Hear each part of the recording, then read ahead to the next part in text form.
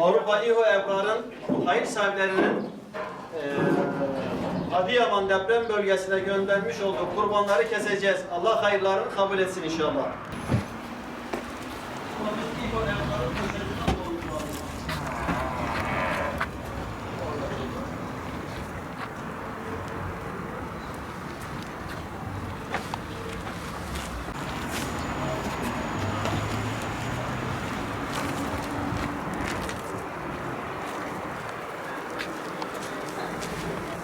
Allah tekrardan aramız mübarek olsun hocam. Nasılsınız?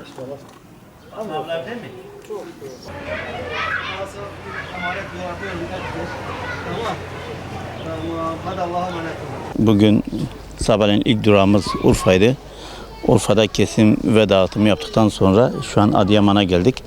Adıyaman sabahleyin hayvan kesimlerini, kurban kesimlerini yapmışlardı.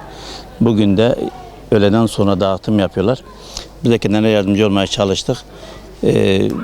Deprem bölgesi olarak şu ana kadar ilk depremin ilk günden şu ana elimize geldiğince yardımcı olmaya çalıştık ve bu mağduriyet devam ettiği müddetçe de yardımcı olmaya çalışacağız.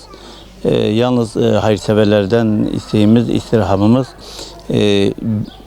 yıllar geçtikçe, günler geçtikçe bu mağduriyetin unutulmamasıdır. Çünkü acılar bazı yerlerde ciddi anlamda taptazedir. Mağduriyetler taptazedir.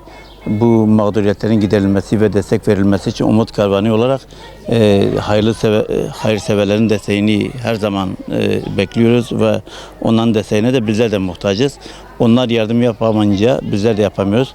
Bu bayram kurban eti dağıtımı notasında geçen yıllara göre oran çok daha düşük bir durumda. Yani bu bayramın 4. gününe kadar kurban bağışlarımız, kurban teslim vekalet kabul etmelerimiz devam edecektir.